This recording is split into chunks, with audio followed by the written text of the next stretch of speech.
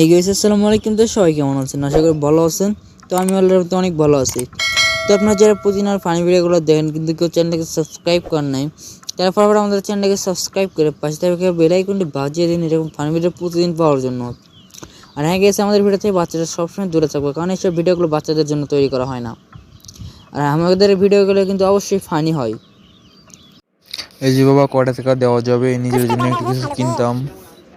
আসলে চাচা এখন তো দোকান খুললাম, এখনো বিক্রি হয় নাই, একটু পরে আসলে ভালো হতো। আচ্ছা বাবা, আমি কিছুক্ষণ পরেই আসতেছি। এই যে বাবা, কয়টা টাকা ভিক্ষা দেওয়া যাবে? একটু কিছু নিজের জন্য কিনতাম। আচ্ছা, কয় টাকা নিয়ে ভিক্ষা দিলাম, কিন্তু এই কয় টাকা দিয়ে আপনি নিজের জন্য কি কিনবেন? আমার এই কয় টাকা দিয়ে কি আপনার জন্য কিছু কিনা হবে? শুধু তোমারই না বাবা, আমি সারাদিন অনেক মানুষের কাছে ভিক্ষা করতে যাই। এই মিলিয়ে তোমার মনে করো যে আমার দিনে 10 থেকে 15 হাজার টাকা ইনকাম হয়। আর যে টাকা দিয়ে আমার মনে করো সব কিছু কিনা হয়ে যাবে, শুধু তুমি কেন দেবা? সবাই একটু করে দেয়, কেউ তো কম দেয় না। 10 20 20 টাকার তো নিচে কেউ আর দেয় না। কিভাবে সম্ভব? ভিক্ষা করে এত টাকা আপনি ইনকাম করেন? আমি তো পুরো টাস্কি খেয়ে গেলাম। আর এখানে ট্যাক্সি খাওয়া কেন? এখানকার মনে করো যে 1 নম্বর ব্যবসায়ী তো এটা। আর তোমার মনে করো যে ভিক্ষা করা তো এখন একটা ব্যবসার মধ্যেই পড়ে। কোনো ইনভেস্টমেন্ট করা লাগে না এখানে। শুধু মনে করো যে যাও, চাও দিলে তো দিল, না হলে অন্যজনের কাছে যাও, সবাই তার ফিরাই দেয় না।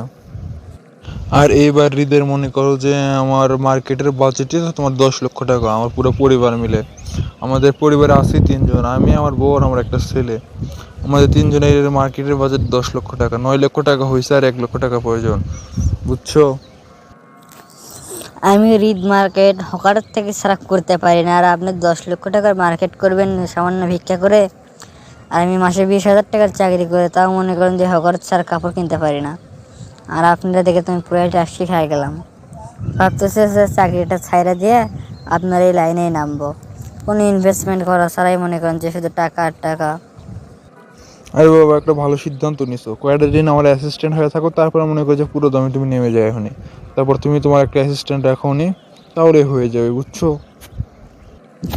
আচ্ছা আচ্ছা, তাহলে আমি আজকে বাসায় গিয়ে একটা থালা আর একটা নতুন একটা গেঞ্জি কিনে সেরা পরে জাস্ট চলে আসবো নি। আপনারা কোথায় পাবো তাহলে? এই যে পার্কের সাথে যে তোমার 5 স্টার হোটেলটা না, ওখানে মনে করো 2 তলায় 210 নম্বর রুমে আমি থাকি। আর আমি আমার 5 স্টার হোটেল ছাড়া কোথাও থাকিও না। ওখানে এসে আমার নাম বললে সবাই রুমটা দেখাই দেবে। তো আশা করি আপনারা সবাই আমাদের ভিডিওগুলো মন দিয়ে এনজয় করেছেন। তো আপনাদের যাদের যাদের আমাদের ভিডিওগুলো ভালো লাগে তারা তারা সাবস্ক্রাইব করুন, আমাদের চ্যানেলটাকে সাবস্ক্রাইব করে রাখুন এরকম ফানি ভিডিও প্রতিদিন পাওয়ার জন্য। আর হ্যাঁ গেছে আপনারা আমাদের ইচ্ছা মতো কমেন্ট করবেন, যার যেরকম ভিডিওর প্রয়োজন আমরা সেই রকম ভিডিও দেওয়ার চেষ্টা করবো ইনশাল্লাহ।